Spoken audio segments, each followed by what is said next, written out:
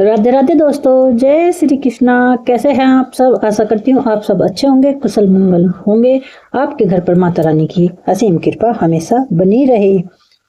प्यारे भक्तों, आज मैं आपके लिए एकादशी व्रत कब है और उसे किस नाम से जानते हैं, इस बारे में यह वीडियो लेकर आई हूँ। कृष्ण भादो महीने के शुक्ल पक्ष में आने वाली एकादशी परिवर्तनी एकादशी कहलाती है, जिसे जल झूलनी, गारस डोल या फिर गारस और पद्मा एकादशी भी कहते हैं। वहीं इसके बाद अगली एकादशी आश्विन महीने के कृष्ण पक्ष की एकादशी होगी, जो कि इंदिरा एकादशी है। और पितृ पक्ष में पड़ने वाली एकादशी केवल यह एकमात्र ही होती है। इस बार भाद्रव महीने की शुक्ल पक्ष की एकादशी तिथि 2 दिन है, क्योंकि अगले दिन महाद्वादशी है, जिस दिन वामन द्वादशी मनाई जाती है। इस दिन भी भक्त उपवास रखते हैं। ऐसे में यह भ्रम बना हुआ होता है कि व्रत किस दिन रखना चाहिए। लोगों के मन में असामंजस्य है कि किस तिथि पर व्रत करना ज्यादा सही रहेगा। तो चलिए आपको बताते हैं इस बार आपको किस दिन व्रत रखना है और व्रत का पालन किस दिन करना है। इस बार एकादशी तिथि 3 सितंबर बुधवार को सुबह 3:54 से प्रारंभ हो रही है। इससे पहले तक द्वादशी तिथि रहेगी और 4 सितंबर गुरुवार को सुबह 4:21 पर यानी ब्रह्म मुहूर्त में एकादशी तिथि समाप्त हो रही है।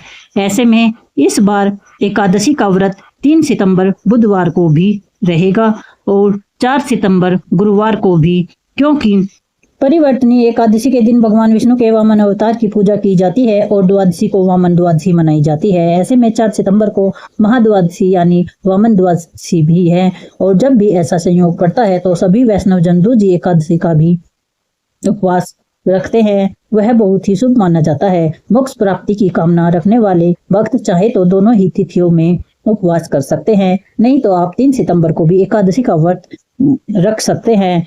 लेकिन आपको अगले दिन व्रत पालन का इंतजार थोड़ी देर तक करना होगा, क्योंकि सुबह हरिवासर का समय रहेगा। द्वादशी तिथि 4 सितंबर गुरुवार को सुबह 4:22 से शुरू हो रही है और ये 5 सितंबर शुक्रवार को सुबह 4:08 पर समाप्त होगी। 3 सितंबर बुधवार को ब्रह्म मुहूर्त सुबह 4:37 से 5:25 तक रहेगा।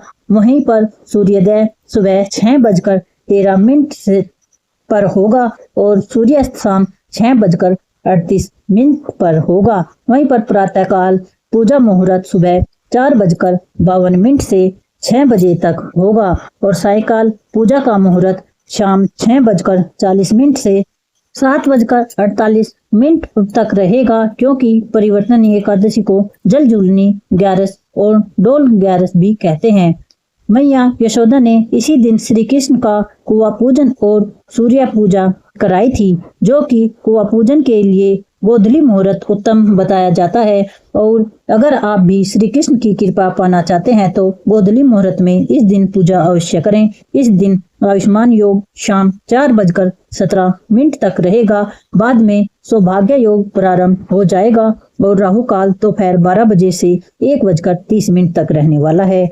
अब बात करते हैं 4 सितंबर गुरुवार की। इस दिन ब्रह्म मुहूर्त सुबह 4:37 से 5:25 तक रहेगा और सूर्योदय सुबह 6:13 पर होगा और सूर्यास्त का समय शाम 6:37 तक होगा और प्रातःकाल पूजा सुबह 4:47 से 5:53 के बीच में करना ज्यादा शुभ रहेगा। सौभाग्य योग दोपहर 3:22 तक रहेगा। बाद में शुभ योग प्रारंभ हो जाएगा और गोधूली मुहूर्त जब शाम के समय आप वामन द्वादशी की पूजा करने के लिए दीप दान कर सकते हैं। शाम 6:39 से 7:02 तक रहने वाला है। वहीं पर राहु काल दोपहर 1:30 से 3 बजे तक रहने वाला है। द्वादशी तिथि लगते ही हरिवासर का समय भी शुरू हो जाएगा, जो कि 4 सितंबर गुरुवार को सुबह ब्रह्म मुहूर्त से लेकर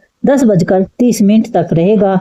ध्यान रहे, सुबह 10:30 पर हरिवासर का समय समाप्त हो जाएगा। ऐसे में जो भी भक्त 3 सितंबर को एकादशी का उपवास रख रहे हैं उन्हें 4 सितंबर गुरुवार को सुबह 10:32 से पहले व्रत नहीं खोलना है और 10:32 से 10:50 के बीच में आप व्रत खोल सकते हैं। यदि इस बीच में आप व्रत नहीं खोल पाए हैं तो फिर दोपहर 1:36 से 4:07 के बीच में ही आपको व्रत खोलना होगा। और दूजी एकादशी का व्रत रखने वाले भक्त जिन्होंने 4 सितंबर गुरुवार को व्रत रखा है उन्हें 5 सितंबर शुक्रवार को सुबह तड़के 6:01 से 6:30 के बीच में व्रत खोलना होगा। व्रत पालन का मुहूर्त इस दिन आपको कम मिलेगा, लेकिन आपको जितनी जल्दी हो सके निर्धारित मुहूर्त के अंदर व्रत खोलने लेना चाहिए। अब प्रश्न उठता है कि 2 दिन एकादशी है तो ऐसे में किस दिन तुलसी के पत्ते तोड़ें, किस दिन जल अर्पित न करें। तो देखिए, जिस दिन एकादशी तिथि लग जाती है उसी दिन आपको तुलसी के पत्ते नहीं तोड़ने चाहिए। 3 सितंबर को एकादशी लग रही है, भूलकर भी तुलसी के पत्ते इस दिन आप ना तोड़ें।